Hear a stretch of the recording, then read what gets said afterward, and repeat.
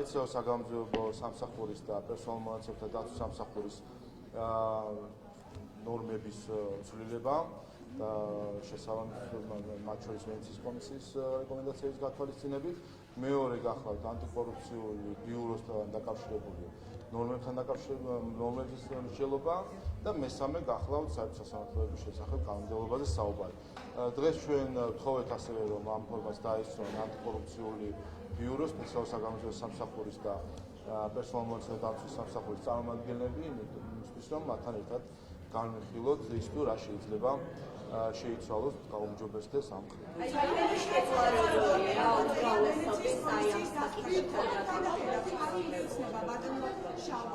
ინიციატივას რომ ანტიკორუფციული ბიუროს ხელმძღვანელი არჩეული იყოს პარლამენტის მიერ და არა პროკურორის მიერ. აი ამ მიმართულებით თქვენ ხომ ყველა ამ საკითხთან დაკავშირებით იქნება მსჯელობა და გავცვლით რა თქმა უნდა ჩვენს მოსაზრებებს ამ საკითხთან დაკავშირებით. კიდევ ერთხელ საფუძველი მსჯელობის რა თქმა უნდა არის ვენეციის კომისიის დასკვნა სხვადასხვა საკითხებზე, ასევე თუკი დამატებითი იდეები არსებობს ამისთვისაც ვზათვათ რომ მოვისმენთ. მინდა ხაზი გავუსვა ერთ საკითხზე, რასაც საუბრობთ ვენეციის კომისიაზე.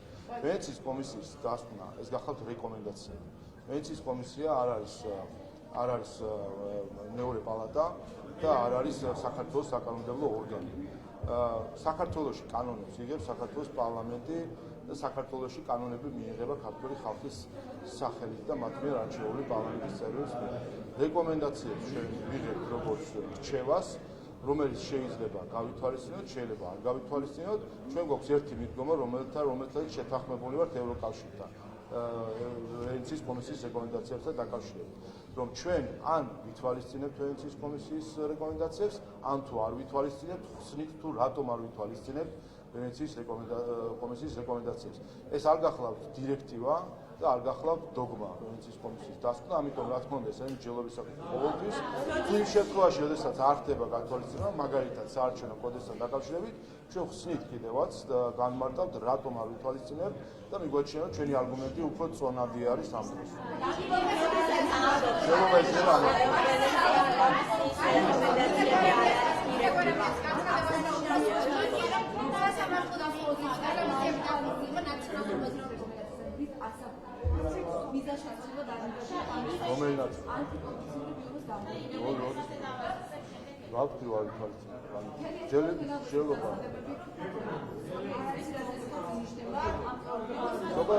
რა თქმა უნდა, პარლამენტმა რაღაც წესი მიიღო, მიაჩნია რომ ეს წესი არის სწორი. თუკი არსებობს რაიმე საპირისპირო არგუმენტები, ვენეციის კომისიის დასკვნიდან გამომდინარე თუ დამოუკიდებლად თუკი ოპოზიციის წარმომადგენლებს ექნება, ჩვენ ამაზე ვიმსჯელებთ. ზოგადად მინდა გითხრათ, რომ არჩევის წესს დამოუკიდებლობასთან არანაირი დიდი კავშირი არ აქვს. დამოუკიდებლობა უპირველეს ყოვლისა განპირობებულია იმ გარანტიებით, რომელიც აქვს ამ თანამდებობაზე სხვადასხვა პირებს, თორემ მე არ ვიცი რა განსხვავება არის ამ შემთხვევაში, უმრავლესობის არჩეული იქნება თუ სხვა პროცესი იქნება. ანუ კიდევ ერთხელ არ ვიცი, მოდი კიდევ ერთ მაგალითს მოვიყვანო, იმიტომ რომ არის აბსოლუტური ცდილობა დეზინფორმაციის შეცდომაში შეყვანა ჩვენი საზოგადოების თითქოს ამ არჩევის წესით არის მთავარი განმაპირობებელი დამოუკიდებლობა. სახელმწიფო აუდიტის ხელმძღვანელი გენერალური აუდიტორი აირჩევა უბრალო უმრავლესობით პარლამენტში პარლამენტის თავმჯდომარის ერთპიროვნული წარდგენით კანდიდატის. ასე აუჩნია ჩვენ მოქმედი აუდიტის სამსახურის მოქმედი ხელმძღვანელი. ვინმესგან გსმენიათ კითხვა ის დამოუკიდებლობასთან დაკავშირებით, მის რეპუტაციასთან დაკავშირებით, მის პროფესიონალიზმთან დაკავშირებით. ეს არანაირ კავშირში არის. სინამდვილეში ისინი ვინც მსჯელობენ განსაკუთრებით ოპოზიციას შეეხება ეს და რამდენიმე NGO-ს, ვის დაჟინებით მოითხოვს ჩახლართულ წესებს არჩევისა, რომლის შედეგიც არის ამის, რომ საერთოდ ვერ უჩვენთ ხოლმე ადამიანს, ანუ სინამდვილეში მათ რა თქმა რომ მათ აირჩიეს. მათი წარმომადგენლები იყვნენ ამათი კანდიდატები. ამიტომ რაც შეეხება ამ საკითხებს, ვიმსჯელებთ, ყველაფერი არის საჯარო. ჩვენ არგუმენტებსაც საჯაროდ ვამბობთ და მოქალაქეები ამას ისმენთ. რაც არის კარგი ქართული ხალხისთვის, ყველაფერი გასაგებია.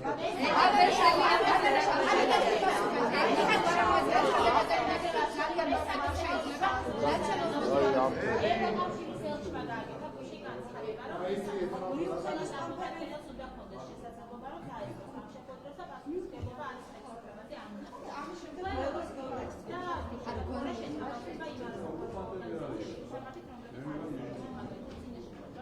ყველა ისრება. ჩვენ გვაქვს შეთანხმებული ფორმატი აღმოსავლეთ პარტნიორების სამოქალაქო პლატფორმასთან ერთად, რომლის წევრებიც იყვნენ მათ შორის ის ორგანიზაციები, რომლებიც შემდეგ ბოიკოტი გამოუცხადეს შემდეგ ამ პლატფორმას, იმიტომ რომ თავისი წარმომადგენლები ვერ აირჩიეს ამ თანამდებობაზე და ამ თანამდებობების გამო დატოვეს ეს პლატფორმა. ამიტომაც არის ისინი გაებიჩნენ საბოლოო ჯამში ამ პროცესს, რომ ისინი ისევე იქნებოდა ისვედი თუ საია მონაწილე ამ განხილვების, როგორც აქამდე იყვნენ. ეს ფორმატი ქონდა შეთანხმებული. მათ აირჩიეს ეს გზა რადიკალიზაციის და გამიჯვნის და კიდევ ერთხელ ახლა ამ NGO-ების დემოკრატიულ კალაპოტში დაბრუნება არის სრულად მათი დონორების პასუხისმგებლობა.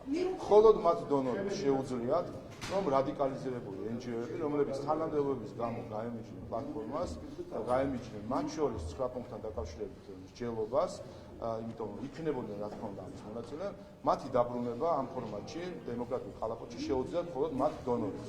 და ამიტომ კიდევ ერთხელ მივმართოთ დონორებს, ეს არის მათი პასუხისმგებლობა. მათი პასუხისმგებლობა. დონორის პასუხისმგებლობა არ თორდება იქ, როცა ისინი ფულს ჩაურიცხავენ NGO-ს.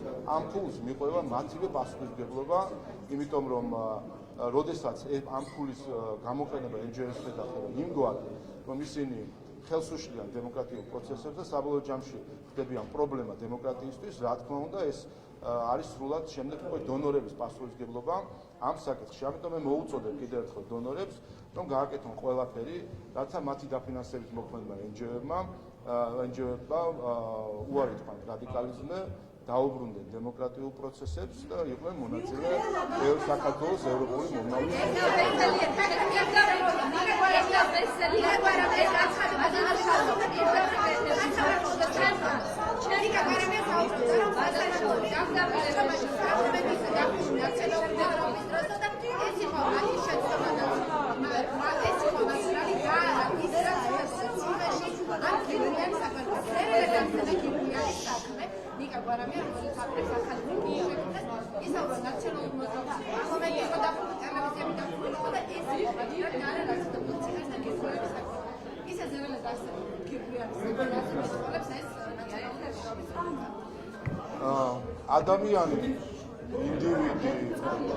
ადამიანი ინდივიდი ღირსება ეს ყველაფერი ნაციონალურ მოძრაობისთვის არ არის არანაირი ფასეულობა და ღირებულება. ამიტომაც გვესმის ჩვენ ესეთი შეფასებები. აქედან გამომდინარე არაფერი არ მიყავს მე საერთო ჯამში. ამიტომ რა კომენტარსაც ვერ გავაკეთებ. გასაგები არის რა ღირებულებებზეც დგას ეს ადამიანი და ეს გაშემოყოფილი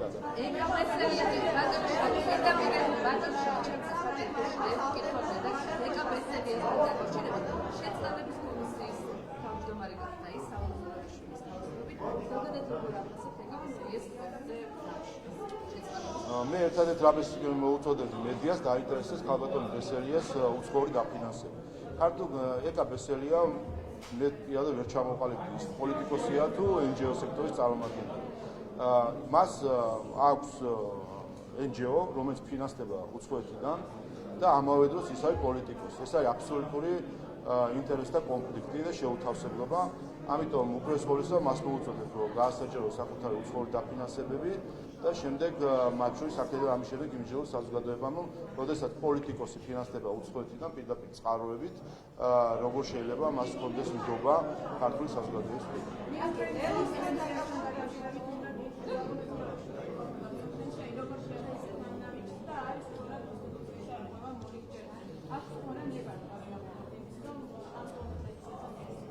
ეს არის კიდევ ერთხელ ეს აჩვენებს, რომ სალომე ზურაბიშვილი თავს ამ ქვეყნის შვილად არ მიიჩნევს. მას ეს კონსტიტუცია არ მიუღია. მას გული არ შესტკივა იმ თითოეული სიტყვისთვის, რომელიც ამ კონსტიტუციაში წერია, ამიტომ ეს სიტყვები ამ კონსტიტუციაში ჩვენი სისხლით ჩაიწერა. 9 აპრილის გმირების სისხლით ჩაიწერა ყველა სიტყვა ამ კონსტიტუციაში. ამიტომ მისთვის ეს ღირებულება არ არის, მისთვის ეს არის ჩვეულებრივი ფურცლები, რომელიც მის თაროზე სადღაცას წიგნის სახით დევს. და ამიტომაც არის ის, რომ თავისუფლად აცხადებს, რომ მისთვის კონსტიტუცია არაფერი არ არის, ის იქცევა ისე, როგორც მას სურს, მას კიდევ ერთხელ საქართველოს გონია საკუთარი რეზიდენციის უკან ეზო, სამწუხაროა. რომ და ერთადერთი მიზეზი რატომაც ინარჩუნებს ამ პოზიციას არის ნაციონალურ მოძრაობის ხარდაჭერა. სამწუხაროა, რომ მათ შორის უცხოეთშიც მას ყავს თავისი მფარველები და მმართველები, ამიტომაც არის რომ ის ახერხებს ხოლმე სხვადასხვა ადგილას წასვლას, თუმცა კიდევ ერთხელ ის არ წარმოადგენს საქართველოს და კარგია რომ ეს თავის დროზე გაირკვა მათ შორის საკონსტიტუციო სასამართლოს გადაწყვეტილებით, რომ ის სადაც ისაუბრებს როგორც კერძო პირი და ვერანაირ ზიანს საქართველოს ამით ვერ მიაყენებს. დარწმუნებული ვარ, რომ ამისი ბევრი მცდელობა იყო.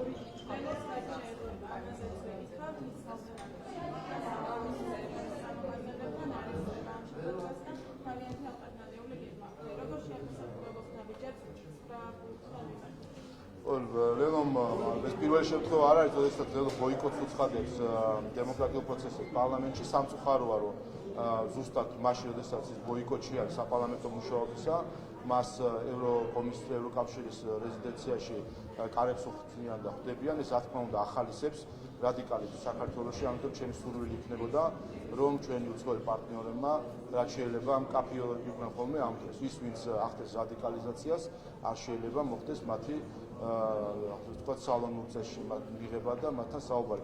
სამწუხარო გამოცდილება ჩვენ ამის ეს არის პირველი შემთხვევა. ჩვენ გვახსოვს, რომ თავის დროზე, როდესაც გირჩი სტრატეგია ამაშევი ლელო მათ შორის გირჩმა როცა მანდატები დატოვეს და ასე შემდეგ მათ ხალიჩებს უშლიდნენ სამწუხაროდ ზოგიერთ კაბინეტებში, რაც უბრალოდ ახალისებს რადიკალიზმს და უფრო მეტ რადიკალიზმს და დარწმუნებული ვარ, რომ ლელო ამ შეხვედრიდან გამოვა კიდევ უფრო რადიკალიზირებული, იმიტომ ჩათვლის, რომ რადიკალიზმი ეს არის მისაღები ფორმა ევროპისთვის და აქედან გამომდინარე გააგრძელებს ამ საკითხს, ამ ასეთ აქციებს.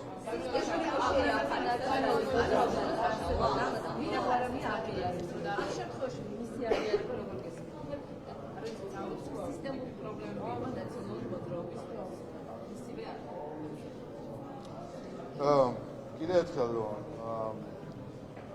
თავის დროზე, როდესაც საქართველოს ხალხმა ხელისუფლებას ჩამოაცილა მიხეილ სააკაშვილის ტირანული რეჟიმი, იცით რომ იყო მათ შორის ქართულ ხალხში მოთხოვნები, რომ ყოფილიყო პროცესი, რომელიც გაასამართლებდა იმ პერიოდის რეჟიმის შემოქმედებას. და იცით რომ მაშინ მათ შორის გარედან მოხდა ჩარევა ქართულ მართლმსაჯულებაში იმისთვის, რომ დაეფარათ ზოგიერთი პოლიტიკური ლიდერი პასუხისმგებლობისგან.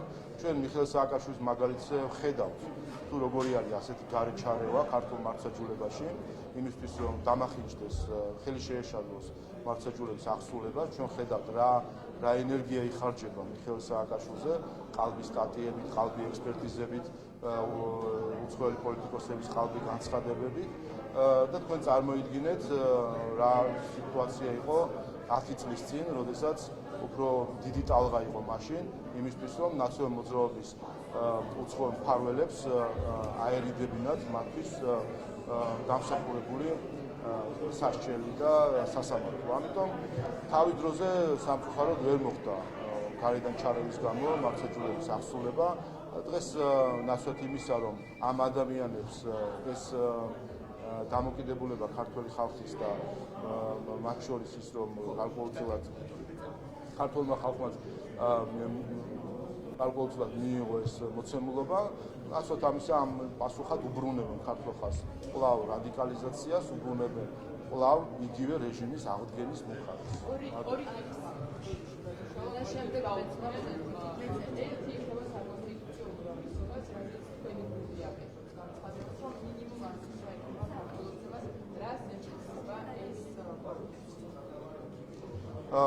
ნებისმიერი გამოკითხვა აჩვენებს, სად არის ქართული ოცნება და სად არის ერთად აღებული ერთიანი ნაციონალური მოძრაობა თავის ყველა დანაყოფით. ამიტომ თავისთავად ეს მაჩვენებელი ჩვენ გვაძლევს იმისთვის საშუალებას, რომ 100 კი არის, შევსწავლოთ 113 საკონსტიტუციო უმრავლესობა, ეს არის 113 მანდატი და ამაზე ვსაუბრობთ ჩვენ.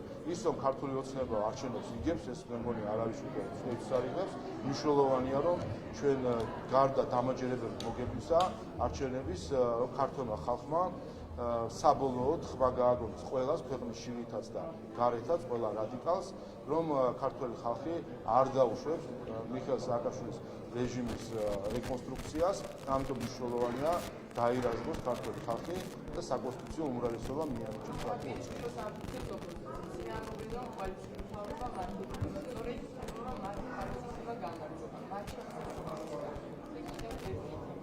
მე მგონი მე-9 თუ მე-10 არჩევნები ტარდება უკვე და ყოველ ჯერზე ამას ამბობდნენ, რომ იმარჯვებენ და საბოლოო ჯამში ქართულმა ხალხმა აჩვენა მათ მიუჩინა მათ საკუთარი ადგილი. ასე რომ კიდევ ერთხელ გამოჩნდება სადგას ქართული ხალხი და მნიშვნელოვანია ხაზის გასასმელია ქართულმა ხალხმა ეხლა ამ არჩევნებში უნდა თქვას, რომ მისთვის მნიშვნელოვანია რომ ამ ქვეყანაში იყოს მშვიდობა და არა ომი, იყოს ეკონომიკური წინსვლა და ეკონომიკური კატასტროფა.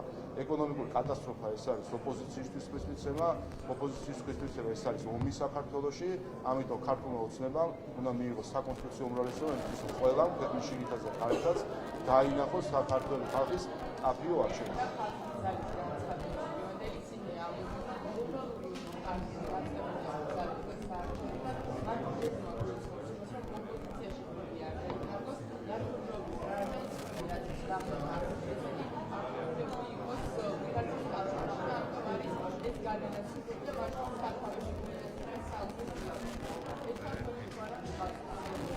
Asta ce ხედავთ რომ როგორი მართება გარედან პროცესები, დავით კეზერაშვილი თავსაფარებს ევროკავშირის ერთ-ერთ ქვეყანას და გასაგებია რომ ეს ზოგადად ეს ფაქტი ის რომ კრიმინალი აქვს თავშესაფარი აქვს კრიმინალს ევროკავშირის ტერიტორიაზე, თავისთავად მძიმე ფაქტია და კიდევ ერთხელ მოუწოდებ შესაბამის ქვეყნებს რომ არ დაუშვან კრიმინალები და მათ შორის ისეთი კრიმინალები რომელიც ევროპელი პენსიონერების თაღლითობის პრინციპს ხელს თავსაფარებდნენ მათ ქვეყანას ერთი და მეორე იყენებდნენ ამ თავშესაფარს იმისთვის რომ ურევდნენ ქვეყანაში სიტუაციას ამიტომ რა თქმა უნდა არის გარკვეული გეგმები რომლებიც ლაგდება როგორც შევხედავთ და ამიტომაც მნიშვნელოვანია ქართულმა ხალხმა 2024 წლის არჩევნებში ისე როგორც არასდროს უნდა მკაფიო თქვას რომ ჩვენ ვართ საქართველო რომ ქართული ხალხი ხარს უჭერს ისეთ პოლიტიკურ ძალას, რომელიც ქართული ხალხის ინტერესებს მოქმედებს და არა ისეთ პოლიტიკურ ძალებს, რასაც ხედავთ, ხო?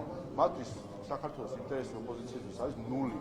გადაგვაყოლებდნენ სხვა ქვეყნის ინტერესს, დღეს აქ იქნებოდა ომი, იმისთვის რომ მათ დროშები ეფრიალებინათ რომელიღაცა და წითელი ხალიჩები დაეგოთ ამა თუ იმ დედაქალაქში. ამის გამო მზად იყვნენ ამ ქვეყანაში ყოფილიყო ომი, ამ ქვეყანაში ყოფილიყო ეკონომიკური კატასტროფა. დღესაც აი ლელო რომ არის ევროკავშირის წარმომადგენლობაში შეხვედრაზე, აი ეს ლელო არის დღეს ინიციატორი, რომ საქართველოს სანქციების ომი გამოუცხადეს რუსეთს, აი დღეს პირდაპირ ამბობენ და ამით ჩააგდონ საქართველოს ეკონომიკურ კოლაფში და რუსეთთან სამხედრო დაპირისპირების რისკის ქვეშ დააყენეს. ამიტომ ქართულმა ხალხმა სინამდვილეში 2024 წელს არჩევანი და გააკეთოს ომსა და მშვიდობას შორის. მადლობა.